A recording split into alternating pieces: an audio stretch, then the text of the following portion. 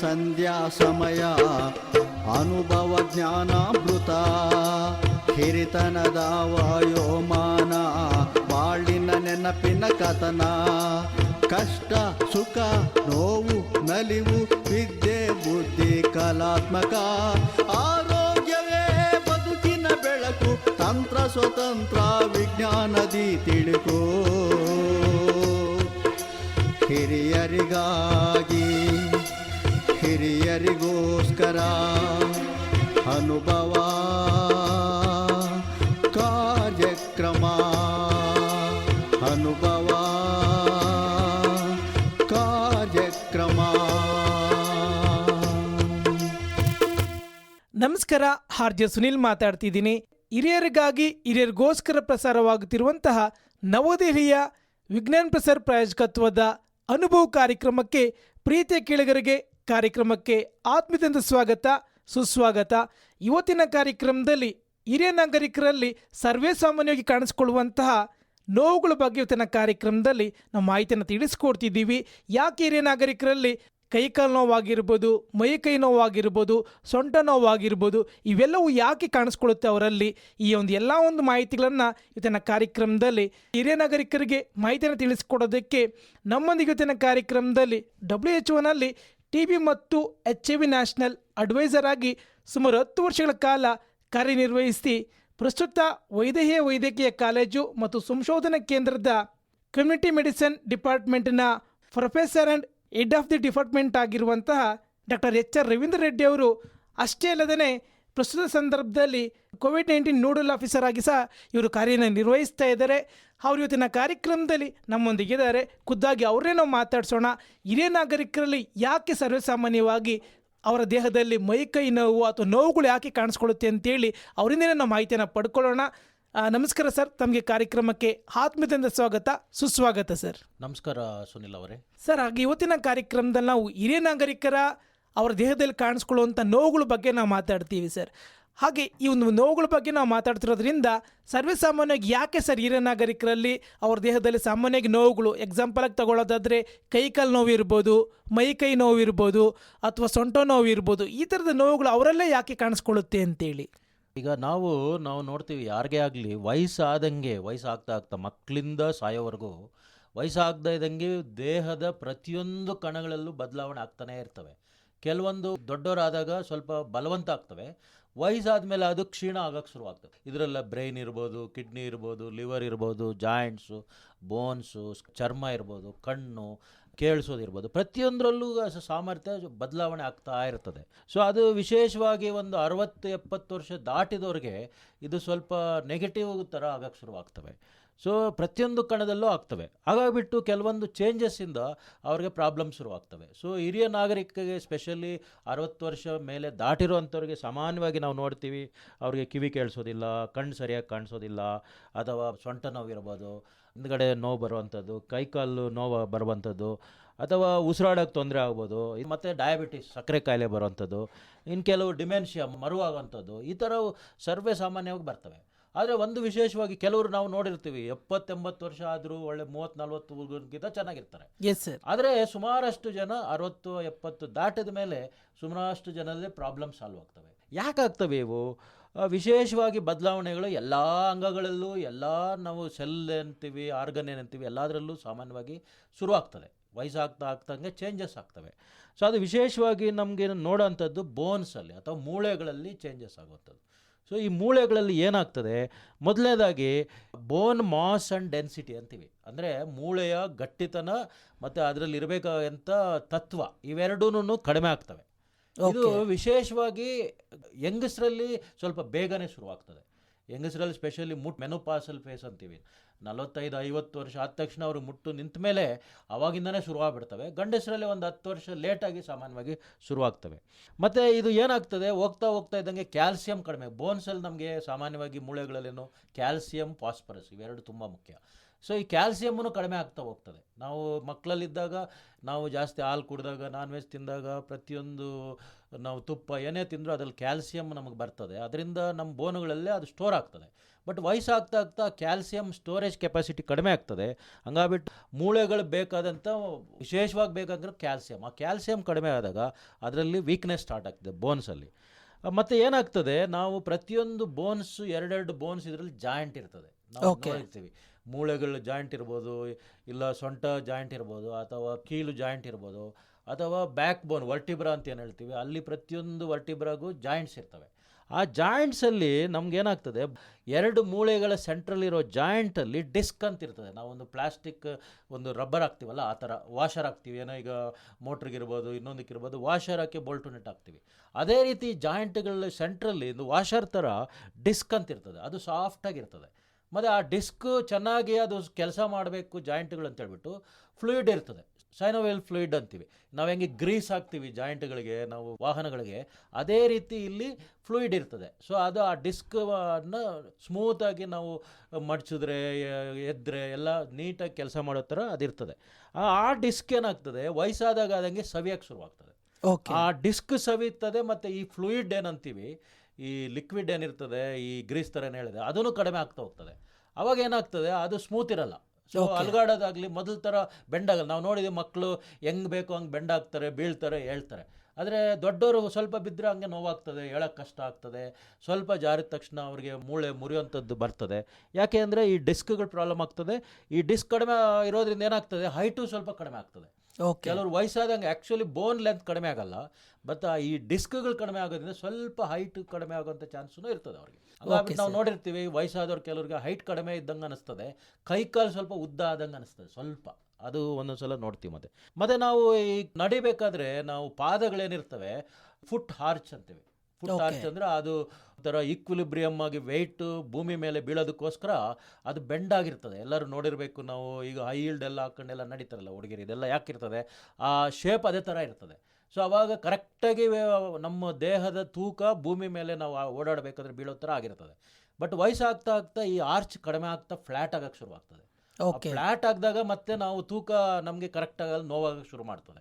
ಹೆಚ್ಚೊತ್ತು ನಾವು ನಿಂತ್ಕೊಳಕ್ಕಾಗಲ್ಲ, ಹೆಚ್ಚೊತ್ತು ಪಾದಗಳ ಮೇಲೆ ತೂಕ ಹಾಕೋಕ್ಕಾಗಲ್ಲ, ಫಾಸ್ಟಾಗಿ ಓಡಾಡೋಕ್ಕಾಗಲ್ಲ. ನಾವು ವಯಸ್ಸಾದಂಗೆಲ್ಲ ಮೊದಲು ಚಿಕ್ಕ ವಯಸ್ಸಲ್ಲಿ ಓಡೋಕ್ಕಾಗಲ್ಲ, ಜೋರಾಗಿ ಓಡೋಕ್ಕಾಗಲ್ಲ. ಮತ್ತು ಒಂದು ಸಲ ಅಲಗಾಡ್ತೀವಿ, ವಯಸ್ಸಾದವರು ಓಡಾಡಬೇಕಾದ್ರೆ ಅಲಗಾಡ್ತಾರೆ. ಸಡನ್ನಾಗಿ ಏನನ್ನ ರೋಡ್ ಕ್ರಾಸ್ ಮಾಡಬೇಕಂದ್ರೆ ನೋಡಿರ್ತೀವಿ, ಅವರು ಕಷ್ಟ, ಗಾಡಿ ಬಂದುಬಿಡ್ತಂದರೆ ಸಡನ್ನಾಗಿ ವಾಪಸ್ ಆಗೋದಾಗಲಿ, ಸಡನ್ನಾಗಿ ನುಗ್ಗೋದಾಗಲಿ ಕಷ್ಟ ಆಗ್ತದೆ ಅವರಿಗೆ. ಯಾಕೆಂದರೆ ಈ ಥರ ಎಲ್ಲ ಚೇಂಜಸ್ ಆಗಿರ್ತವೆ. ಮತ್ತು ಈ ಜಾಯಿಂಟ್ಗಳೇನಾಗಿರ್ತವೆ, ಇಲ್ಲಿ ಫ್ಲೆಕ್ಸಿಬಿಲಿಟಿ ಕಡಿಮೆ ಆಗ್ತಾ ಹೋಗ್ತದೆ. ಸೊ ವಯಸ್ಸು ಇದ್ದಾಗ ಏನಾಗ್ತದೆ, ನಾವು ಹೆಂಗೆ ಬೇಕು ಅಂದರೆ ಈಗ ಡ್ಯಾನ್ಸ್ ಮಾಡ್ತಾರೆ, ಬ್ರೇಕ್ ಡ್ಯಾನ್ಸ್ ಮಾಡ್ತಾರೆ, ಫೈಟಿಂಗ್ ಮಾಡ್ತಾರೆ, ಏನೆಲ್ಲ ಮಾಡ್ಬೋದು ವಯಸ್ಸಿದ್ದಾಗ. ವಯಸ್ಸಾದಮೇಲೆ ಇದು ನಮಗೆ ಸಹಕಾರ ಕೊಡೋದಿಲ್ಲ. ಹಂಗಾಗ್ಬಿಟ್ಟು ನಮಗೆ ಅದೊಂದು ಪ್ರಾಬ್ಲಮ್ ಆಗ್ತದೆ. ಸೊ ಇದು ವಿಶೇಷವಾಗಿ ನಾವು ಜಾಸ್ತಿ ಕಾಣೋದೆಲ್ಲಿ, ಈ ಹಿಪ್ ಜಾಯಿಂಟ್ ಮತ್ತು ನೀ ಜಾಯಿಂಟ್ ಅಂತೇಳ್ಬಿಟ್ಟು, ಅಂದರೆ ಸೊಂಟದಲ್ಲಿರುವಂಥ ಜಾಯಿಂಟು ಮತ್ತು ಮೊಣಕಾಲು ಇವೆರಡರಲ್ಲಿ ಜಾಸ್ತಿ, ಮತ್ತು ಕೈ ಬೆರಳಲ್ಲಿರೋಂಥ ಜಾಯಿಂಟ್ಗಳು ಇವಲ್ಲಿ ಜಾಸ್ತಿ. ಹಂಗಾಗ್ಬಿಟ್ಟೆ ನಾವು ಏನೇ ಇಟ್ಕೊಬೇಕಂದ್ರೆ ಗ್ರಿಪ್ ಇಡ್ಬೋದು, ಇನ್ನೊಂದು ಇರ್ಬೋದು, ನಮಗೆ ಕೈ ಕಾಲು ಒಂಥರ ಯಾವಾಗಲೂ ನೋವು ಬರ್ತದೆ ಅಂತ ತುಂಬ ಕಾಟ ಕೊಡ್ತಾ ಇರ್ತಾರೆ. ಇದ್ರ ಜೊತೆಗೆ ಏನಾಗ್ತದೆ, ಇದು ಜಾಯಿಂಟ್ಸು, ಇದ್ರ ಜೊತೆಗೆ ಈ ಜಾಯಿಂಟ್ಗಳನ್ನ ಮೂಮೆಂಟನ್ನು ಸಪೋರ್ಟ್ ಮಾಡೋದು ಮಸಲ್ಸು, ಅಂದರೆ ಮಾಂಸಖಂಡಗಳು. ಈ ಮಾಂಸಖಂಡಗಳು ನಮಗೆ ಫೋರ್ಸ್ ಕೊಟ್ಟು ನಾವು ಹೇಳ್ಬೇಕಂದ್ರೆ, ನಿಂತ್ಕೋಬೇಕಂದ್ರೆ, ಸ್ಟ್ರೈಟ್ ಇರಬೇಕಂದ್ರೆ ಇದೆಲ್ಲ ಸಪೋರ್ಟ್ ಮಾಡ್ತವೆ. ಈ ಮಾಂಸಖಂಡಗಳು ಸಹ ಸ್ವಲ್ಪ ವೀಕ್ ಆಗೋಕ್ಕೆ ಶುರುವಾಗ್ತವೆ, ಕಡಿಮೆ ಆಗೋಕ್ಕೆ ಶುರುವಾಗ್ತದೆ.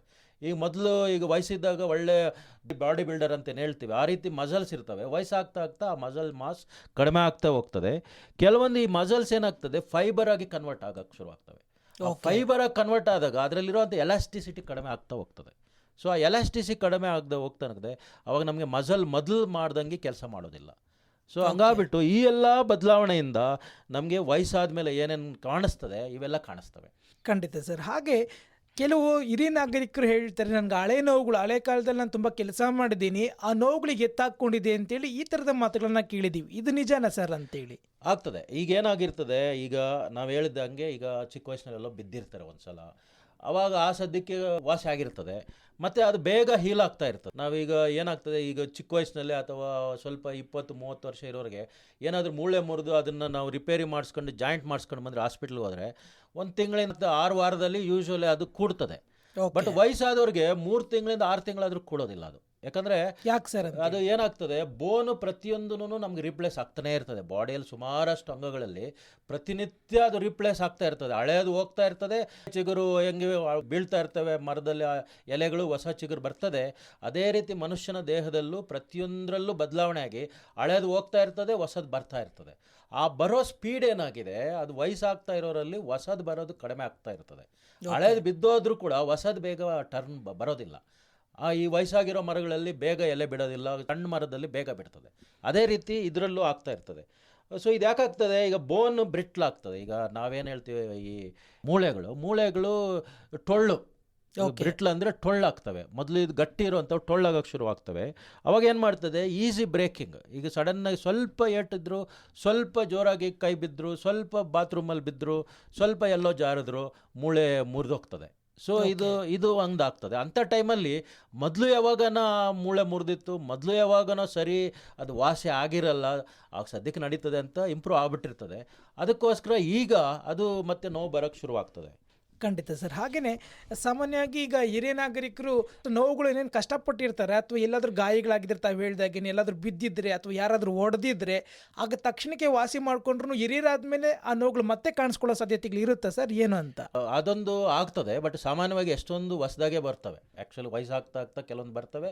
ಇನ್ನು ಕೆಲವರು ಯಾವಾಗಲೂ ಒಂದ್ಸಲ ಇಲ್ಲಿ ಬಿದ್ದಿದ್ದೆ, ಇಲ್ಲಿ ನೋವಿತ್ತು, ಅದು ನಿಂತೋಗಿತ್ತು, ಈಗ ಮತ್ತೆ ಶುರುವಾಗಿದೆ ಅನ್ನೋದನ್ನು ಹೇಳ್ತಾರೆ. ಬಟ್ ಅದರಿಂದನೇ ಬಂದಿದೆಯಾ, ಇಲ್ಲ ಹೊಸ್ದಾಗ ಆಗಿದೆಯಾ, ಇಲ್ಲ ಹಳೆ ಗಾಯದ ಮೇಲೆ ಮತ್ತೆ ಗಾಯ ಆಗಿದೆಯಾ ಅನ್ನೋದು ಒಂದು ವಿಶೇಷ. ಇಲ್ಲಿ ಈಗ ಏನು ಚೇಂಜಸ್ ಆಗ್ತವೆ, ಈಗ ಜಾಯಿಂಟ್ಗಳಲ್ಲಿ, ಸ್ಪೆಷಲಿ ಜಾಯಿಂಟ್ಗಳು ನಮ್ಮ ಚೇಂಜಸ್ ಆದಂಗೆ ವಯಸ್ಸಾದಂಗೆಲ್ಲ ಇನ್ಫ್ಲಮೇಷನ್ ಅಂತೀವಿ. ಅಂದರೆ ಅಲ್ಲಿ ಉಣ್ಣು ಥರ ಆಗ್ತದೆ, ಕೆಲವು ವಯಸ್ಸಾಗ್ತಾ ಇನ್ಫ್ಲಮೇಷನ್ ಥರ ಆಗ್ತದೆ. ಮತ್ತು ಸ್ಟಿಫ್ನೆಸ್ ಬರ್ತದೆ. ಸ್ಟಿಫ್ನೆಸ್ ಅಂದರೆ ಅದು ಗಟ್ಟಿ, ಅದು ಜಾಯಿಂಟ್ಗಳು ಬೆಂಡ್ ಆಗೋ ಸ್ವಲ್ಪ ಕಡಿಮೆ ಆಗ್ತಾ ಹೋಗ್ತದೆ. ಸೊ ಹಿಂಗಾಗ್ಬಿಟ್ಟು ಆರ್ಥ್ರೈಟಿಸ್ ಅಂತ ಶುರುವಾಗ್ತದೆ. ನಾವೆಲ್ಲ ಕೇಳಿದ್ದೀವಿ, ಆಸ್ಟಿಯೋ ಆರ್ಥ್ರೈಟಿಸು ಅಂತ ಹೇಳಿದ್ದೀವಿ, ಅದು ಶುರುವಾಗ್ತದೆ. ಮತ್ತೆ ವಯಸ್ಸಾಗ್ದಂಗೆ ಏನಾಗ್ತವೆ, ಈ ಜಾಯಿಂಟ್ಗಳು ಬೆಂಡ್ ಆಗಿದೆ. ನಾವು ಸಾಮಾನ್ಯವಾಗಿ ನೋಡಿರ್ತೀವಿ, ವಯಸ್ಸಾದವರು ಸ್ವಲ್ಪ ಬೆಂಡ್ ಆಗ್ತಾರೆ. ಸೊ ನಾವು ಈಗ ಸ್ಟ್ರೈಟಾಗಿ ನಡಿಬೇಕು. ಬಟ್ ಎಷ್ಟೊಂದು ಸಲ ವಯಸ್ಸಾದಾಗ ಅದಕ್ಕೆ ಆ ಸ್ಟ್ರೈಟಾಗಿ ಸುಮಾರು ಹೊತ್ತು ನಿಂತ್ಕೊಳಕ್ಕೆ ಆಗೋದಿಲ್ಲ. ಸೊ ಆ ಬೋನ್ಸು, ಬ್ಯಾಕ್ ಬೋನು ಸ್ಟ್ರೈಟಾಗಿರೋದಿಲ್ಲ, ಬ್ಯಾಕ್ ವರ್ಟಿಬ್ರಾ ಅಂತೀವಲ್ಲ, ಮತ್ತು ಜಾಯಿಂಟ್ಗಳು ಸ್ವಲ್ಪ ಫ್ಲೆಕ್ಸ್ ಆಗ್ತವೆ. ಸೊಂಟ ಇರ್ಬೋದು, ನೀ ಜಾಯಿಂಟ್ ಇರ್ಬೋದು, ಸ್ವಲ್ಪ ಬೆಂಡಾಗಿ. ನಾವು ಯಾವತ್ತೂ ಸ್ವಲ್ಪ ವಯಸ್ಸಾದ ತಕ್ಷಣ ಮೊದಲು ಸ್ಟ್ರೈಟಾಗಿ ನಡೆಯೋರು ಸ್ವಲ್ಪ ಬೆಂಡ್ ಆಗೋಕ್ಕೆ ಶುರುವಾಗ್ತಾರೆ. ಅದು ಯಾಕಂದರೆ ಬಾಡಿ ಸಪೋರ್ಟ್ ಅಷ್ಟು ತೂಕನ ತಡ್ಕೊಳೋದಿಲ್ಲ. ಆ ಬೆಂಡ್ ಆದಾಗ ಏನಾಗ್ತದೆ, ಮೂಳೆಗಳಿಗೂ ಪ್ರೆಷರ್ ಜಾಸ್ತಿ ಆಗ್ತದೆ, ಮಾಂಸಖಂಡಗಳಿಗೂ ಅದ್ರ ಪ್ರೆಷರ್ ಕೊಡೋದಿಲ್ಲ. ಹಂಗಾಗ್ಬಿಟ್ಟು ಹಳೆ ನೋವು ಈಗ ಬರೋಕ್ಕೆ ಶುರುವಾಗ್ತದೆ. ಸೊ ಹಂಗಾಗ್ಬಿಟ್ಟು ಆ ಪಾಶ್ಚರ್ ಬೆಂಟು. ಮತ್ತು ಒಂದೊಂದು ಸಲ ನೋಡಬೇಕು, ನಾವು ಕತ್ತು ಸ್ಟ್ರೈಟಾಗಿ ಇಟ್ಕೊಂಡು ಹೋಗ್ತೀವಿ ನಾವು ಚಿಕ್ಕವರಿದ್ದಾಗ. ಅದೇ ವಯಸ್ಸಾದವ್ರಿಗೆ ಒಂದು ಸೈಡ್ಗೆ ಇಟ್ಕೊಂಡು ಹೋಗ್ತಾರೆ ಅವರು ಸಾಮಾನ್ಯವಾಗಿ. ಅದು ಸ್ಟ್ರೈಟಾಗಿ ಹಂಗೆ ಇಟ್ಕೊಳಕ್ಕೆ ನೋವಾಗ್ತದೆ. ಹಂಗಾಗ್ಬಿಟ್ಟು ಒಂದ್ಸಲ ರೈಟ್ಗೆ, ಒಂದ್ಸಲ ಲೆಫ್ಟ್ಗೆ, ಆ ಥರ ಜಾಸ್ತಿ. ಈಗ ಕುತ್ಕೊಂಡಿದ್ರು ನೋಡಿ, ಕೆಲವರು ವಯಸ್ಸಾದವ್ರು ಕುತ್ಕೊಂಡಿದ್ರೆ ಒಂದು ಸೈಡ್ಗೆ ವಾಲಿರ್ತದೆ ಅದು. ಯಾಕಂದರೆ ಅವ್ರು ಸ್ಟಿಪ್ಪಾಗಿ ಕುತ್ಕೊಳಕ್ಕೆ ಅದು ಸಪೋರ್ಟ್ ಇರೋದಿಲ್ಲ. ಸೊ ಈ ಎಲ್ಲ ಕಾರಣಗಳಿಂದ ಕಡೆಗೆ ಮತ್ತು ಶೋಲ್ಡರ್, ನಾವೇನು ಹೇಳ್ತೀವಿ ಬಾಹುಬಲಿ ಅಂತ ಏನು ಹೇಳ್ತೀವಿ, ಅದು ಸ್ವಲ್ಪ ಕಡಿಮೆ ಆಗ್ತಾ ಹೋಗ್ತದೆ ವಯಸ್ಸಾದಂಗೆ. ಸೊ ಮತ್ತು ನಾವು ನೋಡಿದ್ದೀವಿ, ನಾವು ಸ್ಟ್ರೈಟಾಗಿ ನಡಿಬೇಕಂದ್ರೆ ಪಾದ ಪಕ್ಕದಲ್ಲಿ ಇಟ್ಕೊಂಡು ಹೋಗ್ತೀವಿ ಚೆನ್ನಾಗಿದ್ದಾಗ. ವಯಸ್ಸಾದಂಗೆ ನಾವು ಅಲಗಡಕ್ಕೆ ಶುರುವಾಗ್ತದೆ. ಸ್ವಲ್ಪ ಅಲಗಡಕ್ಕೆ ಶುರುವಾಗದಾಗ ನಾವೇನಾಗ್ತೀವಿ, ಸ್ವಲ್ಪ ಅಗಲವಾಗಿ ಪಾದ ಹಿಡ್ದಾಕೆ ಹೋಗ್ತೀವಿ. ನಾವು ಅಗಲವಾಗಿ ಪಾದ ಇಡೋಕ್ಕೆ ಹೋದಾಗ ಮತ್ತೆ ನೋವು ಜಾಸ್ತಿ ಆಗ್ತದೆ, ಬಾಡಿಗೆ ಪ್ರೆಷರ್ ಜಾಸ್ತಿ ಆಗ್ತದೆ. ಸೊ ಈ ಎಲ್ಲ ಕಾರಣಗಳಿಂದ ನಮಗೇನಾಗ್ತದೆ, ನೋವುಗಳು ಬರೋಕ್ಕೆ ಶುರುವಾಗ್ತವೆ. ಸ್ಟ್ರೈಟಾಗಿ ನಡೆಯೋಕ್ಕಾಗಲ್ಲ, ನಿದ್ದೆ ಮಾಡೋಕ್ಕಾಗೋದಿಲ್ಲ, ಜೋರಾಗಿ ಕೆಲಸ ಮಾಡೋಕ್ಕಾಗೋದಿಲ್ಲ, ವೀಕ್ನೆಸ್ ಶುರುವಾಗ್ತದೆ, ಮತ್ತು ಮೂಮೆಂಟ್ಸು ಸ್ಲೋ ಆಗ್ತದೆ. ಮೊದಲು ಈಗ ಒಂದು ನಾವು ಡ್ರೈವಿಂಗೂ ಸಹ, ಈಗ ಮೊದಲು ಸಡನ್ನಾಗಿ ಗಾಡಿ ಬಂತಂದರೆ ಬ್ರೇಕ್ ಹಾಕೋಕ್ಕಾಗ್ತದೆ. ಅದೇ ವಯಸ್ಸಾದವರು ಸಡನ್ನಾಗಿ ಹಾಕೋಗಿ ಬಿದ್ದೋಗ್ಬಿಡ್ತಾರೆ. ಈಗ 2 ವೀಲರ್ ಇರ್ಬೋದು, ಹಂಗಾಗ್ಬಿಟ್ಟೆ 2 ವೀಲರಲ್ಲಿ ವಯಸ್ಸಾದವರು ಹೋದಾಗ ಸ್ವಲ್ಪ ಜಾಗೃತಿಯಾಗಿರಬೇಕು. ಅಥವಾ ಸಪೋಸ್ ಇವರು ಗಾಡಿಯಲ್ಲಿ ಕೂತಿರ್ತಾರೆ, ಕಾರಲ್ಲಿ ಸೀಟ್ ಬೆಲ್ಟ್ ಹಾಕಿಲ್ಲ ಅಂದರೆ, ಸಡನ್ನಾಗಿ ಗಾಡಿ ನಿಲ್ಲಿಸಿದಾಗ ಸೀಟ್ ಬೆಲ್ಟ್ ಇಲ್ಲ ಅಂದರೆ ವಯಸ್ಸಾದವ್ರಿಗೆ ಸಡನ್ನಾಗಿ ಬ್ರೇಕ್ ಹಾಕಿದಾಗ ಮುಂದೆ ಹೊಡೆದ್ರೂ ಅವ್ರಿಗೆ ಡ್ಯಾಮೇಜ್ ಆಗ್ತದೆ. ಸೊ ಇದಕ್ಕೋಸ್ಕರ ಅವರು ಎಚ್ಚರಿಕೆಯಿಂದ ಇರಬೇಕಾಗ್ತದೆ. ಖಂಡಿತ ಸರ್. ಹಾಗೆ ಹಿರಿಯ ನಾಗರಿಕರು ತಾವು ಹೇಳ್ದಾಗೇ ಬೇಗ ಎದ್ದೊಳೋಕ್ಕೂ ಆಗಲ್ಲ, ನಿಧಾನವಾಗಿ ಎದ್ದೊಳ್ತಾರೆ, ಅಥವಾ ತುಂಬ ಕಷ್ಟಪಡ್ತಾರೆ ಎದ್ದೊಳೋದಕ್ಕೂ ಅಥವಾ ಓಡಾಡೋದಕ್ಕೂ ಕಷ್ಟಪಡ್ತಾರೆ. ನಂತರ ತಾವು ಹೇಳ್ದಾಗೇ ಈ ಮೈಕೈ ನೋವು ಇರ್ಬೋದು, ಬೆನ್ನು ನೋವು, ಸೊಂಟದ ನೋವು ಇರ್ಬೋದು, ಕೈ ಕಾಲು ನೋವು ಇರ್ಬೋದು. ಹಿರಿಯ ನಾಗರಿಕರಲ್ಲಿ ಏನೆಲ್ಲ ನೋವುಗಳು ಕಾಣಿಸ್ಕೊಡುತ್ತೆ, ಎಲ್ಲ ನೋವುಗಳಿಗೂ ಒಂದೇ ಕಾರಣ ಇರುತ್ತಾ ಅಥವಾ ಬೇರೆ ಬೇರೆ ರೀತಿಯ ಏನಾದರೂ ಕಾರಣಗಳೇನಾದ್ರು ಇರುತ್ತೆ ಸರ್ ಅಂತ? ಒಂದೇ ಕಾರಣ ಅಂತ ಹೇಳೋಕ್ಕಾಗಲ್ಲ. ಯಾಕಂದರೆ ಈಗ ಕೆಲವರು 70-80 ವರ್ಷ ಆದರೂ ಒಳ್ಳೆ ಯೌವನ ಹುಡುಗರ ಥರನೇ ಇರ್ತಾರೆ, ಗಟ್ಟಿ ಮುಟ್ಟಾಗಿ. ಸೊ ಅವ್ರಿಗೆ ಸ್ವಲ್ಪ ನಿಧಾನವಾಗಿ ಶುರುವಾಗ್ತವೆ. ಆದರೆ ಈಗ ಯಾರಲ್ಲಿ ಕೆಲವೊಂದು ವಯಸ್ಸಾಗ್ತಾ ಕೆಲವೊಂದು ಬದಲಾವಣೆಗಳು ಖಂಡಿತ ಆಗ್ತವೆ, ಇಲ್ಲ ಅಂತಲ್ಲ. ಬಟ್ ಎಲ್ಲರಲ್ಲೂ ಒಂದೇ ಥರ ಆಗ್ತದೆ ಅಂತ ಏನಿಲ್ಲ. ಒಬ್ಬೊಬ್ಬರಲ್ಲಿ ಒಂದೊಂದು ಥರ ಕೆಲವ್ರಿಗೆ 60 ವರ್ಷಕ್ಕೆ ಶುರುವಾಗ್ತದೆ, ಕೆಲವರು 70 ವರ್ಷಕ್ಕೆ ಶುರುವಾಗ್ತದೆ, ಕೆಲವರು 80 ವರ್ಷ ಆದರೂ ಚೆನ್ನಾಗೇ ಇರ್ತಾರೆ. ಸೊ ಇದು ಯಾಕಾಗ್ತದೆ, ಕೆಲವರಲ್ಲಿ ಹುಟ್ಟಿನಿಂದನೇ ಬಂದಿರ್ತದೆ, ಅದು ಸ್ವಲ್ಪ ಅಂಶ. ಬಟ್ ಸಾಮಾನ್ಯವಾಗಿ ಎಲ್ಲಿರ್ತದೆ, ನಾವು ಎಕ್ಸಸೈಸ್ ಮಾಡ್ತಾ ಇದ್ದರೆ ಇದನ್ನು ಪೋಸ್ಟ್ಪೋನ್ ಮಾಡ್ಬೋದು.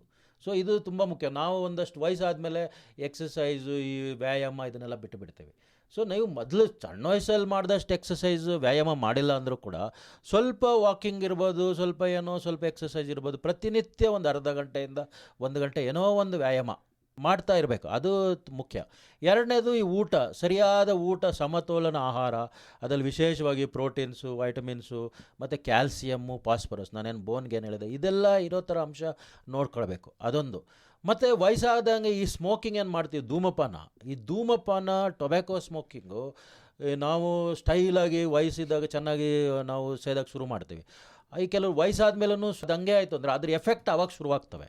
ಸೊ ಅದು ತಂಬಾಕು ಸೇವನೆ ಯಾರು ಮಾಡಿರ್ತಾರೆ ಅವ್ರ ಶ್ವಾಸಕೋಶ ಇರ್ಬೋದು, ನಮ್ಮ ದೇಹದ ವಿವಿಧ ಅಂಗಗಳ ಮೇಲೆ ಪ್ರಭಾವ ವಯಸ್ಸಾದಂಗೆಲ್ಲ ಜಾಸ್ತಿ ಆಗ್ತಾ ಶುರುವಾಗ್ತದೆ, ಉಸಿರಾಟ ತೊಂದರೆ ಆಗೋಕ್ಕೆ ಶುರುವಾಗ್ತದೆ.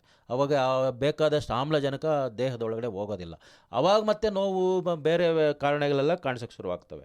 ಇದು ಜೊತೆಗೆ ಏನಾಗ್ತದೆ, ಆಲ್ಕೋಹಾಲ್, ಎಗೇನ್ ಮದ್ಯಪಾನ, ಇದರಿಂದನೂ ಒಂದೊಂದು ಸಲ ಮದ್ಯಪಾನನ ನಾವು ಸರಿಯಾಗಿ ನಿಯಂತ್ರಣ ಮಾಡಿಲ್ಲ ಅಂದರೆ ಅದ್ರ ಪ್ರಭಾವನೂ ವಯಸ್ಸಾದವ್ರ ಮೇಲೆ ಜಾಸ್ತಿ ಆಗೋಕ್ಕೆ ಶುರುವಾಗ್ತದೆ. ಅದ್ರ ಜೊತೆಗೆ ನಾವು ವಯಸ್ಸಾದಂಗೆ ಗಮನ ಹರಿಸಬೇಕಾಗ್ತದೆ, ಯಾಕಂದರೆ ಕೆಲವು ಪ್ರಾಬ್ಲಮ್ ಇರ್ತದೆ, ಬಟ್ ನಾವು ಪ್ರಿವೆಂಟ್ ಮಾಡ್ಬೋದು. ಅದನ್ನು ಹೆಂಗೆ ಪ್ರಿವೆಂಟ್ ಮಾಡ್ಬೋದು, ಈಗ ಕೆಲವರು ಎದ್ದ ತಕ್ಷಣ ಇಮಿಡಿಯೇಟ್ ನಿಂತ್ಕೋಬಾರ್ದು. ಈ ಬೆಡ್ಡಿಂದ ಎದ್ದ ತಕ್ಷಣ ಸ್ವಲ್ಪ ಹೊತ್ತು ಕೂತ್ಕೊಂಡು 1 ನಿಮಿಷ 2 ನಿಮಿಷ, ನಮಗೇನಾಗ್ತದೆ, ನೀವು ಸಡನ್ನಾಗಿ ಮಲಗಿದ್ದವರು ನಿಂತುಬಿಟ್ರೆ ಬ್ರೈನಲ್ಲಿರೋ ಬ್ಲಡ್ ಏನಿರ್ತದೆ ಅದೆಲ್ಲ ಸಡನ್ನಾಗಿ ಕಾಲಿಗೆ ಬಂದು ಬ್ರೈನ್ ಕಡಿಮೆ ಆಗಿಬಿಡ್ತದೆ. ಅವಾಗ ಸ್ವಲ್ಪ ತಲೆ ಚಕ್ರ ಬಂದಂಗೆ ಬಿದ್ದು ಬೀಳೋ ಅಂಥ ಚಾನ್ಸಸ್ ಇರ್ತವೆ. ಹಂಗಾಗ್ಬಿಟ್ಟು ಏನು ಮಾಡಬೇಕು, ಈಗ ಬೆಡ್ಡಿಂದ ಎದ್ರು ಬೆಳಗ್ಗೆ 1 ನಿಮಿಷ ಕೂತ್ಕೋಬೇಕು, ಬೆಡ್ ಮೇಲೆ ಕೂತ್ಕೊಂಡು 1 ನಿಮಿಷ ಆದಮೇಲೆ ನಿಂತ್ಕೊಂಡ್ರೆ ಆವಾಗ ಬೀಳೋ ಚಾನ್ಸಸ್ ಕಡಿಮೆ ಇರ್ತದೆ. ಈಗ ಬಾತ್ರೂಮ್ಗೆ ಹೋದ್ರು ಅಲ್ಲಿ ನಿಧಾನಕ್ಕೆ ಹೋಗಬೇಕು. ಮತ್ತು ವಯಸ್ಸಾದ ಮೇಲೆ ಸೆಂಟ್ರಲ್ಲಿ ರಾತ್ರಿಯೆಲ್ಲ ಎದ್ದು ಮೂತ್ರ ವಿಸರ್ಜನೆ ಮಾಡಬೇಕು ಅಂತ ಆಗ್ತದೆ, ಆವಾಗ ಟಾಯ್ಲೆಟ್ಗೆ ಹೋಗಬೇಕು, ಲೈಟ್ ಕಾಣಿಸಲ್ಲ. ಲೈಟ್ ಏನೋ ಇಲ್ಲ ಅಂದರೆ ಹೋಗಿ ಏನೋ ನೋಡೋಣ ಅಂತ ಹೇಳ್ಬಿಟ್ಟು ಈಗ ಗೋಡೆಗೆ ತಲೆ ಹೊಡ್ಕೊಳೋದು, ಬಿದ್ದೋಗ್ಬಿಡೋದು, ಅಥವಾ ಡೋರ್ ಎಲ್ಲಿದೆ ಅಂತ ಗೊತ್ತಾಗಲ್ಲ ಅಲ್ಲೋಗಿ ಬಿದ್ದುಬಿಡೋದು, ಅಥವಾ ಬಾತ್ರೂಮಲ್ಲಿ ಜಾರು ಬಿಡೋದು. ಇದಕ್ಕೋಸ್ಕರ ನಾವು ಲೈಟ್ ಯಾವಾಗಲೂ ಇರಬೇಕು. ಸೊ ಹಂಗಾಗ್ಬಿಟ್ಟು ಈಗ ಸ್ವಲ್ಪ ವಯಸ್ಸಾಗಿರೋ ರೂಮಲ್ಲಿ ಸ್ವಲ್ಪ ಲೈಟ್, ಮೈಲ್ಡಾಗಿ ಲೈಟ್ ಒಂದು ಹಾಕಿದರೆ ಒಳ್ಳೆಯದು, ಅಥವಾ ಲೈಟ್ ಕಾಣಿಸೋಂಥ ರೂಮಲ್ಲಿ ಅವ್ರು ಇರಬೇಕು, ಗಾಳಿ ಚೆನ್ನಾಗಿರಬೇಕು, ಲೈಟ್ ಇರಬೇಕು, ಅಂಥ ರೂಮಲ್ಲಿ ಇರಬೇಕು. ಮತ್ತು ಈಗ ನಾವು ಹೇಳ್ತೀವಿ ಬಾತ್ರೂಮ್ ಹೋದಾಗ, ಈಗ ವಯಸ್ಸಾದವ್ರು ಇದ್ದರೆ ಅಲ್ಲಿ ಒಂದು ರೈಲಿಂಗ್ ಹಾಕಬೇಕಾಗ್ತದೆ. ಸೊ ಅವರು ಈ ಟಾಯ್ಲೆಟಲ್ಲಿ ಕೂತ್ಕೊಂಡು ಹೇಳ್ಬೇಕಾದ್ರೆ ಕಷ್ಟ ಆಗ್ತದೆ, ಅಂಥ ಟೈಮಲ್ಲಿ ಹುಷಾರಾಗಿಲ್ಲ ಅಂದರೆ ಅವ್ರಿಗೆ ಪ್ರಾಬ್ಲಮ್ ಆಗೋ ಚಾನ್ಸ್ ಇರ್ತದೆ. ಅದಕ್ಕೆ ನಾವು ಕೈ ಹಿಡ್ಕೊಳೋದಕ್ಕೋಸ್ಕರ, ಗ್ರಿಪ್ ಹಿಡ್ಕೊಳೋಸ್ಕರ ಒಂದು ರೈಲಿಂಗ್ ಹಾಕಬೇಕು ಅಂತ ಹೇಳ್ತೀವಿ. ಸೊ ಇದನ್ನೆಲ್ಲ ಹಾಕಿದರೆ ಈ ಬರೋ ಪ್ರಾಬ್ಲಮ್ನೂ ಸಹ ನಾವು ನಿಯಂತ್ರಣ ಮಾಡ್ಬೋದು ಅಥವಾ ಪೋಸ್ಟ್ಪೋನ್ ಮಾಡ್ಕೋಬೋದು. ಖಂಡಿತ ಸರ್. ಹಾಗೆಯೇ ಈಗ ಹಿರಿಯ ನಾಗರಿಕರಲ್ಲಿ ಏನು ಸರ್ವೇಸಾಮಾನ್ಯವಾಗಿ ಈ ಮೈ ಕೈ ನೋವಾಗಿರ್ಬೋದು, ಅವರ ದೇಹದಲ್ಲಿ ಕಾಣಿಸ್ಕೊಳ್ಳುವಂಥ ನೋವುಗಳು, ಆ ನೋವುಗಳನ್ನು ನಿಯಂತ್ರಣ ಮಾಡೋದಕ್ಕೆ ಸಾಧ್ಯ ಆಗೋದಿಲ್ವಾ, ಅಥವಾ ನೋವುಗಳು ಕಾಣಿಸ್ಕೊಳ್ದಿರೋ ರೀತಿಯಲ್ಲಿ ಏನೆಲ್ಲ ಮುನ್ನೆಚ್ಚರಿಕೆಗಳನ್ನು ಅವ್ರು ತಗೊಳ್ಳೋದಕ್ಕೆ ಸಾಧ್ಯ ಆಗ್ಬೋದು ಸರ್ ಅಂತ? ಅದೇ ಮುನ್ನೆಚ್ಚರಿಕೆಯಿಂದ ನಾವು ಅದನ್ನು ಪೂರ್ತಿ ತಡೆಗಟ್ಟಕ್ಕೆ ಆಗಿಲ್ಲ ಅಂದರೂ ಕಡಿಮೆ ಮಾಡ್ಕೊಳಕ್ಕಂತೂ ಆಗ್ತದೆ. ಅಂದರೆ ಊಟ ತಿಂಡಿ ತಾವು ಹೇಳಿದಾಗಿನ ಯೋಗ ವ್ಯಾಯಾಮ ಮಾಡೋದ್ರ ಮುಖಾಂತರ ತಡೆಗಟ್ಬೋದು. ಮತ್ತು ಇದು ಸ್ಮೋಕಿಂಗ್ ಮಾಡೋದು ಅದು ತುಂಬ ಮುಖ್ಯ. ಧೂಮಪಾನ ಅನ್ನೋದು ನಿಲ್ಲಿಸೇ ಬಿಡಬೇಕು. ಯಾರೇ ಮೊದಲು ಮಾಡ್ತಾಯಿದ್ರು, ಇಷ್ಟು ವರ್ಷ ನಾನು ಮಾಡಿದ್ದೆ ಅಂತ ಹೇಳ್ಬಿಟ್ಟು ಚಟ ಆಗ್ಬಿಟ್ಟಿರ್ತದೆ. ಸೊ ಅದನ್ನು ನಿಲ್ಲಿಸಬೇಕು. ತಂಬಾಕು, ಸಿಗರೇಟು ಅವರು ಗಂಡಸರು ಸೇರ್ತಾರೆ, ಬಟ್ ಹೆಂಗಸರು ಸೇದಲ್ಲ ಅಂದರೂ ಕೂಡ ತಂಬಾಕು ಸೇವನೆ ಮಾಡ್ತಾರೆ ಅವರು. ಆ ತಂಬಾಕು ಸೇವೆನೂ ಕೂಡ ಎಲೆ ಅಡಿಕೆಯಲ್ಲೇ ತಂಬಾಕು ಸೇವನೆ ಮಾಡ್ತಾರೆ, ಅದನ್ನು ನಿಲ್ಲಿಸ್ಬೇಕು ಅವರು. ಆವಾಗ ಅದರಿಂದ ಇಂಪ್ರೂವ್ ಆಗ್ತದೆ, ಬಾಡಿ ಡೆಫಿನೆಟ್ಲಿ ಇಂಪ್ರೂವ್ ಆಗ್ತದೆ. ಮತ್ತು ಹಾಲು ಹೆಚ್ಚಿಗೆ ಕೊಡುವಂಥದ್ದು. ಸೊ ದೇಹಕ್ಕೆ ಬೇಕಾದಂಥ ಸಮೃದ್ಧವಾದಂಥ ಆಹಾರ ಸೇವನೆ. ಯೂಶ್ವಲಿ ಏನಾಗ್ತದೆ, ವಯಸ್ಸಾಗ್ತಾ ನೆಗ್ಲೆಕ್ಟ್ ಮಾಡೋರು ಜಾಸ್ತಿ. ಮತ್ತು ಈ ಲೋನ್ಲಿನೆಸ್ ಅನ್ನೋದು ಅನದರ್ ಪ್ರಾಬ್ಲಮ್. ಏನಾಗ್ತದೆ, ಮನೇಲಿ ಒಬ್ಬರೇ ಇದ್ದಾಗ ವಯಸ್ಸಾದವರು ಯಾರು ನೋಡ್ಕೊಂಡವ್ರು ಇಲ್ಲ ಅಂದರೆ ಆವಾಗ ಅವರು ಸರಿಯಾದ ಊಟ ಮಾಡೋದಿಲ್ಲ, ಸರಿಯಾಗಿರೋದಿಲ್ಲ, ಏನೋ ಚಿಂತನೆ ಆಗ್ಬಿಟ್ಟಿರ್ತದೆ. ಅಥವಾ ಸಂಗಾತಿ ದೂರ ಆದರು, ಆ ಟೈಮಲ್ಲಿ ಅವರು ಊಟ ಮಾಡಿ ಬಿಟ್ಬಿಡೋದು, ಒಬ್ಬರೇ ಇರೋದು, ಅದು ಅವಾಗ ಇದೆಲ್ಲ ಪ್ರಾಬ್ಲಮ್ಸ್ ಅವರೊಂದು ಫ್ರೆಂಡ್ಶಿಪ್ ಡೆವಲಪ್ ಮಾಡ್ಕೋಬೇಕು. ಅದಕ್ಕೆ ಈಗ ಮೊದಲ ಕಾಲದಲ್ಲಿ ಏನಾಗ್ತಿತ್ತು, ಜಗ್ಲಿಗಳು ಇರ್ತಿದ್ರು ಊರುಗಳಲ್ಲಿ. ಸೊ ಆ ಜಗಲಿ ಇದ್ದಾಗ ಏನು ಮಾಡೋರು, ವಯಸ್ಸಾದವರೆಲ್ಲ ಅಲ್ಲಿ ಕೂತ್ಕೊಂಡು ಬಿಸಿಲು ಕಾಯ್ಕೊಂಡು ಮಾತಾಡ್ಕೊಂಡು ಒಳ್ಳೆ ಕಂಪನಿ ಇರ್ತಿತ್ತು. ಈಗೆಲ್ಲ ಒಂದೊಂದೇ ಮನೆ, ಒಂದೊಂದೇ ಮಗು ಇರ್ತದೆ, ಒಬ್ಬೊಬ್ಬರು ವಯಸ್ಸಾದವ್ರು ಇರ್ತಾರೆ, ಜೊತೆಗೆ ಯಾರೂ ಇಲ್ಲ ಅಂದಾಗ ಅವ್ರು ಹೊರಗಡೆ ಹೋಗೋದಿಲ್ಲ, ಬಿಸಿಲಿಗೆ ಹೋಗ್ಬೇಕು. ವಿಟಮಿನ್ ಡಿ, ಈಗ ಕ್ಯಾಲ್ಸಿಯಂ ಜೊತೆಗೆ ವಿಟಮಿನ್ ಡಿ ತುಂಬ ಇಂಪಾರ್ಟೆಂಟ್. ಆ ವೈಟಮಿನ್ ಡಿ ನಮಗೆ ಬಿಸಿಲಿಗೆ ಹೋಗಿದ್ರೆ ದಿವಸ ಒಂದು 10 ನಿಮಿಷ 15 ನಿಮಿಷ ಬಿಸಿಲಲ್ಲಿ ಓಡಾಡಿದ್ರೆ, ಸೊ ನಾವು ಮನೆ ಪಕ್ಕದಲ್ಲೋ ಎಲ್ಲೋ ಒಂದು ಓಡಾಡೋ ಜಾಗ ನಾವು ಸರಿ ಮಾಡ್ಕೊಬೇಕು. ಯಾವಾಗಲೂ ಒಂದು ಅರ್ಧ ಗಂಟೆ ರೌಂಡ್ ಹಾಕೋ ಥರ ಒಂದು ಪಾರ್ಕ್ ಇರ್ಬೋದು, ಒಂದು ರೋಡ್ ಇರ್ಬೋದು, ಮನೆ ಹಿತ್ತಲಿರ್ಬೋದು, ಎಲ್ಲೋ ಒಂದು ಅರ್ಧ ಗಂಟೆ ಓಡಾಡ್ತಾ ಇದ್ದರೆ ಅದರಿಂದ ನಾವು ಆರೋಗ್ಯವಾಗಿರೋಕ್ಕೆ ಸಾಧ್ಯ ಆಗ್ತದೆ. ಆದಷ್ಟು ನಮಗೆ ವಯಸ್ಸಾದರೂ ಕೂಡ ಆದಷ್ಟು ದಿನ ನಾವು ಆರೋಗ್ಯನ ಕಾಪಾಡ್ಕೊಳಕ್ಕೆ ಸಾಧ್ಯ ಆಗ್ತದೆ. ಖಂಡಿತ ಸರ್. ಒಟ್ಟಾರೆಯಾಗಿ ಇವತ್ತಿನ ಕಾರ್ಯಕ್ರಮದಲ್ಲಿ ಹಿರಿಯ ನಾಗರಿಕರ ದೇಹದಲ್ಲಿ ಕಾಣಿಸ್ಕೊಳ್ಳುವಂತಹ ನೋವುಗಳ ಬಗ್ಗೆ ಸಾಕಷ್ಟೊಂದು ಮಾಹಿತಿನ ತಾವು ತಿಳಿಸ್ಕೊಟ್ಟಿದ್ದೀರಾ. ಎಸ್ಪೆಷಲಿ ಇವತ್ತಿನ ಕಾರ್ಯಕ್ರಮದಲ್ಲಿ ಹಿರಿಯ ನಾಗರಿಕರಿಗೆ ತಾವೇನಾದರೂ ಸಲಹೆ ಸೂಚನೆಗಳನ್ನು ತಿಳಿಸ್ಕೊಡೋದಾದರೆ, ಅವ್ರ ದೇಹದಲ್ಲಿ ಕಾಣಿಸ್ಕೊಳ್ಳುವಂಥ ನೋವುಗಳನ್ನು ನಿಯಂತ್ರಣ ಮಾಡ್ಕೊಳ್ಳೋದರಲ್ಲಿ ಅಥವಾ ಆ ನೋವುಗಳು ಬರ್ದಿರತ್ತಿನಲ್ಲಿ ಮುನ್ನೆಚ್ಚರಿಕೆ ವಹಿಸುವಂಥ ವಿಚಾರ ಕುರಿತಾಗಿ ಹಿರಿಯ ನಾಗರಿಕರಿಗೆ ತಮ್ಮ ಕಡೆಯಿಂದ ಏನಾದರೂ ಸಲಹೆ ಸೂಚನೆಗಳನ್ನು ತಿಳಿಸ್ಕೊಡೋದಾದರೆ ಏನು ತಿಳಿಸ್ಕೊಡೋದಕ್ಕೆ ಬಯಸ್ತೀರಾ ಸರ್? ಸೊ ಇಲ್ಲಿ ನಾವು ಈಗ ಹಿರಿಯ ನಾಗರಿಕರು ಮತ್ತು ನಾಗರಿಕರು ಎಲ್ಲರಿಗೂ ನಾವು ಸಲಹೆ ಕೊಡಬೇಕು. ಸೊ ಹಿರಿಯ ನಾಗರಿಕರು ನಾನು ಹೇಳ್ದಂಗೆ ಆದಷ್ಟು ನಿಮಗೆ ವಯಸ್ಸಾಗಿದೆ, ಅದು ಗೌರವವಾಗಿ ವಯಸ್ಸಾಗಿದೆ, ನೀವು ಅದಕ್ಕೆ ಹೆದರ್ಕೋಬೇಡಿ ವಯಸ್ಸಾಗಿದೆ ಅಂತ. ಆದರೂ ಸಹ ನಮ್ಮನ್ನು ನಾವು ಕಾಪಾಡ್ಕೊಳೋದು ನಮಗೆ ಮುಖ್ಯ. ಸೊ ನಾವು ನಮ್ಮನ್ನು ಯಾರೋ ನೋಡ್ಕೋತಾರೆ ಅನ್ನೋ ಬದಲು ನಮ್ಮನ್ನು ನಾವು ಕಾಪಾಡಿಕೊಂಡು ಆದಷ್ಟು ನಮ್ಮ ಕೈನಲ್ಲಿ ವಯಸ್ಸಾಗ್ಬಿಟ್ಟಿದೆ ಅನ್ನೋದು ಮನೋಭಾವನೆ ಬಿಡಬೇಕು ಅವರು. ಸೊ ವಯಸ್ಸಾದಾಗ ಕೆಲವು ರಿಟೈರ್ಡ್ ಆದ ತಕ್ಷಣ ಏನೋ ಕೆಲಸ ಮಾಡ್ತಾ ಇರ್ತಾರೆ, ಸಡನ್ನಾಗಿ ಮನೇಲಿ ಕೂತ್ಕೊಳ್ಳೋ ಥರ ಮಾಡಿಬಿಡ್ತಾರೆ, ಏನೋ ಒಂದು ಬೇರೆ ಒಂದು ಕೆಲಸ ಹುಡ್ಕೊಂಡು ಮಾಡೋ ಥರ ಆಗಬೇಕು. ಸೊ ಮೊದಲು ಏನೋ ಮಾಡಬೇಕು ಅಂತಿರೋ ಕೆಲಸನ ಮಾಡಿರೋಕ್ಕಾಗಿರಲ್ಲ, ಇವಾಗ ಮಾಡೋಕ್ಕೆ ಶುರು ಮಾಡಬೇಕು. ಇಲ್ಲ ಬರೆಯೋಕ್ಕಾದರೆ ಅದನ್ನೇನೋ ಒಂದು ಕವಿತೆ ಇರ್ಬೋದು, ಇನ್ನೊಂದು ಇರ್ಬೋದು, ಏನೋ ಒಂದು ಓದೋದನ್ನು ಬಿಡಬಾರ್ದು, ಆ ಥರ ಮಾಡಬೇಕು. ಮತ್ತು ಸ್ವಲ್ಪ ವ್ಯಾಯಾಮ ಮಾಡಬೇಕು, ಒಳ್ಳೆಯ ಆಹಾರ ಸೇವನೆ ಮಾಡಬೇಕು, ತಂಬಾಕು ಸೇವನೆ ಬಿಡಬೇಕು, ಮತ್ತು ಆದಷ್ಟು ಆಲ್ಕೋಹಾಲಿಂದ ಮದ್ಯಪಾನದಿಂದ ದೂರ ಇಡಬೇಕು, ಮತ್ತು ಮಕ್ಕಳ ಜೊತೆ ಅವ್ರ ಜೊತೆ ಆಡ್ಕೊಂಡಿರಬೇಕು. ಇದ್ರ ಜೊತೆಗೆ ಸಮಾಜದಲ್ಲಿ ನಾವು ಏನೇ ಕೆಲಸ ಮಾಡೋದು ಸ್ವಲ್ಪ ನಿಧಾನ ಅನ್ನೋದು ಅನಿಸ್ಬೇಕು, ಮೊದಲ ಥರ ಮಾಡೋಕ್ಕಾಗೋದಿಲ್ಲ. ಮತ್ತು ಸಮಾಜ ದೃಷ್ಟಿನೂ ಚೇಂಜ್ ಆಗಿರ್ತದೆ, ಬದಲಾವಣೆ ಆಗಿರ್ತದೆ. ಅದಕ್ಕೆ ನಾವು ತುಂಬ ಸೀರಿಯಸ್ಸಾಗಿ ತಗೊಂಡ್ರೆ ನನಗೆ ನೋಡು ನಾನು ಯಾರು ಕೇಳೋರಿಲ್ಲ, ನನಗೆ ವಯಸ್ಸಾಗಿದೆ, ನನ್ನ ಮಾತು ಕೇಳಲ್ಲ ಅನ್ನೋದನ್ನು ಬಿಟ್ಬಿಡಬೇಕು. ಅವ್ರು ಏನಾರ ಮಾಡ್ಕೊಳ್ಳಿ, ನಾನು ಆರೋಗ್ಯವಾಗಿರಬೇಕು, ನನ್ನಿದನ್ನೋದನ್ನು ಸ್ವಲ್ಪ ನಾವು ವ್ಯಕ್ತಿತ್ವ ಬೆಳೆಸ್ಕೋಬೇಕು. ಅದಕ್ಕೆ ತಕ್ಕಂಗೆ ಸಮಾಜನೂ ಚೇಂಜ್ ಆಗಬೇಕು, ವಯಸ್ಸರಿಗೆ ಮರ್ಯಾದೆ ಕೊಡೋವಂಥದ್ದು ಆಗಬೇಕು, ವಯಸ್ಸಿಗೆ ತಕ್ಕಂಥ ಸಮಾಜನ ಸೃಷ್ಟಿ ಮಾಡಬೇಕು. ವಯಸ್ಕರನ್ನು ನಮ್ಮ ಹಿರಿಯರಿಗೆ ಬೇಕಾದಂಥ ಸಮಾಜ ಸೃಷ್ಟಿ ಮಾಡಬೇಕು. ಈ ಬಸ್ ಹತ್ತಬೇಕಂದ್ರೆ ರೈಲಿಂಗ್ ಇರಬೇಕು, ನಾವು ನೋಡಿದ್ದೀವಿ ವೀಲ್ ಚೇರ್ಗೆ ಜಾಗ ಇರಬೇಕು, ಪಬ್ಲಿಕ್ ಟಾಯ್ಲೆಟ್ಗಳಲ್ಲಿ ಗ್ರಿಪ್ ಇರೋವಂಥದ್ದು ಇದಿರಬೇಕು. ಸೊ ಇದನ್ನೆಲ್ಲ ನಾವು ಪಬ್ಲಿಕ್ ಸ್ಪೇಸ್ಗಳಲ್ಲಿ ಅಳವಡಿಸ್ಕೊಂಡ್ರೆ ಹಿರಿಯ ನಾಗರಿಕರನ್ನ ಆರೋಗ್ಯವಂತವಾಗಿ ಇಟ್ಕೊಳಕ್ಕೂ ಸಾಧ್ಯ ಆಗ್ತದೆ. ಅದಕ್ಕೋಸ್ಕರನೇ 2021 ಅಂದರೆ 2020ರಿಂದ 2030 ಈ ದಶಕನ ಯುನೈಟೆಡ್ ನೇಷನ್ಸ್ ವಿಶ್ವಸಂಸ್ಥೆಯವರು ವಯಸ್ಕರ ಆರೋಗ್ಯ ದಶಕ ಅಂತ ಘೋಷಣೆ ಮಾಡಿದ್ದಾರೆ. ಸೊ ಈ 10 ವರ್ಷ ವಯಸ್ಕರ ಆರೋಗ್ಯನ ಕಾಪಾಡ್ಕೊಳೋದು ಹೇಗೆ, ಅವ್ರನ್ನ ನಾವು ಉಳಿಸ್ಕೊಳೋದು ಹೇಗೆ, ಯಾಕಂದರೆ ದಿನೇ ವಯಸ್ಸಾಗಿರೋರು ಜಾಸ್ತಿ ಆಗ್ತಾನೆ ಇದ್ದಾರೆ. ಸೊ ಆ ಜಾಸ್ತಿ ಆಗ್ತಾ ಇದ್ದಾಗ ಅವ್ರ ಗಮನ ಹರಿಸಿಲ್ಲ ಅಂದರೆ ಅದು ನಮಗೆ ತಲೆನೋವಾಗಿ ಶುರುವಾಗಬಾರ್ದು. ಸಮಾಜಕ್ಕೆ ನಾವು ಕೊಡುಗೆ ಆಗಬೇಕು. ಸೊ ಅದನ್ನು ನಾವು ಯಾವ ರೀತಿ ಬಳಸ್ಕೋಬೇಕು ಅನ್ನೋದನ್ನು ಸಮಾಜ ಸೃಷ್ಟಿ ಮಾಡ್ಕೊಳ್ಬೇಕು ಅನ್ನೋದು ನನ್ನ ಆಶಯ.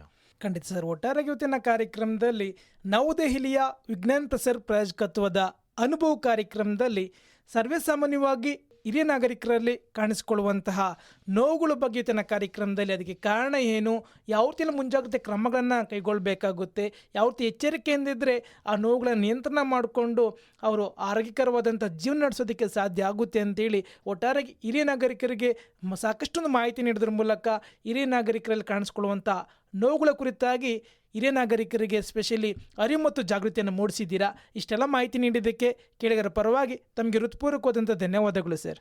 ಧನ್ಯವಾದಗಳು ಸುನಿಲ್ ಅವರೇ. ನಮಸ್ಕಾರ ಸರ್. ನಮಸ್ತೆ ಸ್ನೇಹಿತರೆ, ಹಿರಿಯರಿಗೋಸ್ಕರ ಪ್ರಸಾರವಾದಂತಹ ವಿಜ್ಞಾನ್ ಪ್ರಸಾರ್ ಪ್ರಾಯೋಜಕತ್ವದ ಅನುಭವ ಕಾರ್ಯಕ್ರಮದಲ್ಲಿ ವರ್ಲ್ಡ್ ಹೆಲ್ತ್ ಆರ್ಗನೈಸೇಷನ್ನಲ್ಲಿ TB ಮತ್ತು HIV ನ್ಯಾಷನಲ್ ಅಡ್ವೈಸರ್ ಆಗಿ ಸುಮಾರು 10 ವರ್ಷಗಳ ಕಾಲ ಕಾರ್ಯನಿರ್ವಹಿಸಿ ಪ್ರಸ್ತುತ ವೈದ್ಯಕೀಯ ಕಾಲೇಜು ಮತ್ತು ಸಂಶೋಧನಾ ಕೇಂದ್ರದ ಕಮ್ಯುನಿಟಿ ಮೆಡಿಸಿನ್ ಡಿಪಾರ್ಟ್ಮೆಂಟ್ನ professor and head of the department ಹಾಗೂ COVID-19 ನೋಡಲ್ ಆಫೀಸರ್ ಆಗಿರುವಂತಹ doctor HR Ravindra Reddy sir ಅವರು ಇಷ್ಟೊತ್ತು ಕಾರ್ಯಕ್ರಮದಲ್ಲಿ ನಮ್ಮೊಂದಿಗಿದ್ದರು. ಹಿರಿಯ ನಾಗರಿಕರಲ್ಲಿ ಕಾಣಿಸ್ಕೊಳ್ಳುವಂಥ ನೋವುಗಳ ಬಗ್ಗೆ ಸಾಕಷ್ಟೊಂದು ಮಾಹಿತಿ ನೀಡಿದ್ದಾರೆ. ಹಿರಿಯ ನಾಗರಿಕರಲ್ಲಿ ಕಾಣಿಸ್ಕೊಳ್ಳುವಂಥ ನೋವುಗಳಿಗೆ ಕಾರಣ ಏನು, ಯಾವ ರೀತಿಯಲ್ಲೂ ಎಚ್ಚರಿಕೆಯಿಂದ ಇರಬೇಕಾಗುತ್ತೆ, ಏನೆಲ್ಲ ಮುನ್ನೆಚ್ಚರಿಕೆ ಕ್ರಮಗಳನ್ನು ಕೈಗೊಂಡಾಗ ನೋವುಗಳಿಂದ ಪಾರಾಗ್ಬೋದು ಅಥವಾ ಎಚ್ಚರಿಕೆಯಿಂದ ಇರ್ಬೋದು ಅನ್ನೋದನ್ನು ಖಂಡಿತ ಇವತ್ತಿನ ಕಾರ್ಯಕ್ರಮದಲ್ಲಿ ಹಿರಿಯ ನಾಗರಿಕರಿಗೆ ತಿಳಿಸ್ಕೊಟ್ಟಿದ್ದಾರೆ. ಹಾಗಾಗಿ ಇವತ್ತಿನ ಕಾರ್ಯಕ್ರಮದಲ್ಲಿ ಹಿರಿಯ ನಾಗರಿಕರಿಗೆ ಕಾಣಿಸ್ಕೊಳ್ಳುವಂಥ ನೋವುಗಳ ಬಗ್ಗೆ ಸಾಕಷ್ಟೊಂದು ಅರಿವು ಮತ್ತು ಜಾಗೃತಿಯ ಜೊತೆಗೇ ಸಾಕಷ್ಟು ಸಲಹೆಗಳನ್ನು ಪಡ್ಕೊಂಡಿದ್ದೀರಂತೇಳಿ ನಾನು ಭಾವಿಸ್ತಾ ಇವತ್ತಿನ ಅನುಭವ ಕಾರ್ಯಕ್ರಮನ ಮುಕ್ತಾಯ ಮಾಡ್ತಿದ್ದೀನಿ. ಮುಂದಿನ ಸಂಚಿಕೆಯಲ್ಲಿ ಭೇಟಿ ಆಗ್ತೀನಿ ಮತ್ತೊಬ್ಬ ಅತಿಥಿಗಳೊಂದಿಗೆ. ಎಲ್ಲರಿಗೂ ಶುಭವಾಗಲಿ, ಶುಭ ದಿನ. ಧನ್ಯವಾದಗಳು ಸ್ನೇಹಿತರೆ.